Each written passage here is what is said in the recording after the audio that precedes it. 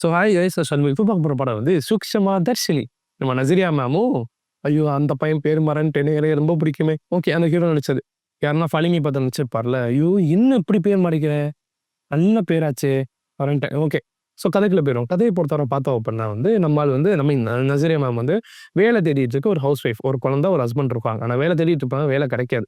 Fake சர்டிஃபிகேட்லாம் அடிச்சுட்டு போவாங்க. அப்படினாலும் பருப்பு வேகாது. ஸோ அதனால வீட்டில் இருந்துட்டு இருப்பான்.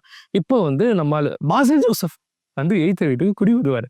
பார்த்தீங்களா கதை சொன்ன வாயில வருது. பாசில் ஜோசப் எய்த்த வீட்டில் குடியிருப்பார். அவர் என்ன பண்ணிருப்பாரு அப்படின்னா, அவர் வந்து பார்க்கும்போது ஏதோ சஸ்பீஷியஸாவே இருக்க மாதிரியே இருக்கும். ஏன்னா அவங்க அம்மா இருப்பாங்க. பொண்ணு வந்து வேற ஏதோ அமெரிக்கா இல்ல ஜெர்மனில எங்கேயோ படிச்சுட்டு இருப்பாங்க. சரிங்களா? ஒரு அப்பா. அப்பா இருக்காத காமிச்சிருப்பாங்க. பொண்ணு பையன் அம்மா மட்டும் தான் அப்படிங்கிற மாரி காமிச்சிருப்பாங்க. இதுல ஊர்ல ஒரு டிவோர்ஸி ஒருத்தவங்க இருப்பாங்க. அவங்களும் சைடுல அவன் ரூட்டோட போக 2 பேரும் கப்புள் ஆகி 2 பேரும் சிங்க் ஆற மாரியே போய்க்கிட்டு இருக்கும். சரிங்களா? ஆனா நசீரியா மேம் வந்ததுனாலே ஏதோ ஏதோ ஃபிஷ்ஷியா இருக்கே அப்படின்னு யோசிச்சுட்டு இருப்பாங்க. ஏன்னா, அப்பப்போ வந்து அம்மா காணாம போயிடுவாங்க மாரி ஒரு தாட் இருக்கும். சரிங்களா? ஏன்னா அந்த மாரியே தான் அவங்க வந்து போயிட்டு இருக்கும். ஃபிஷ்ஷியா இருக்கே. அவங்க அம்மா நல்லா இருக்காங்க. இவன் என்னடா அல்சைமர் இருக்குங்கிறான் அப்படிங்கிற மாரி விசாரிச்சுட்டு இருப்பாங்க. இப்ப என்ன ஆகும் அப்பன்னா இந்த சூழ்நிலையில அம்மா திடீர்னு காணாம போயிட்டாங்க அப்படின்னு சொல்லி நியூஸ் வந்துரும். உடனே ஊர்லேருந்து தங்கச்சி வந்துருவாங்க.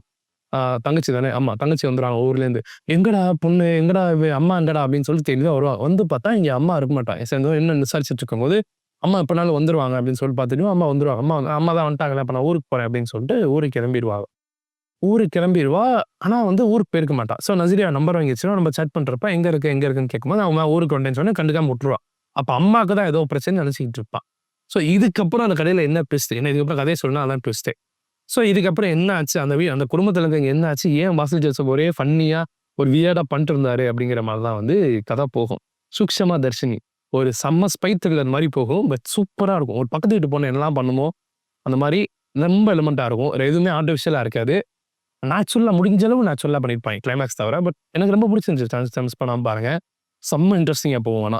காமெடிக்கு பஞ்சம் இல்ல. இன்ட்ரஸ்டிங்கும் பஞ்சம் இல்ல. நசீர் மேம் படம் பார்த்தா எப்படி இருக்கும்? அந்த மாரி இருக்கும்.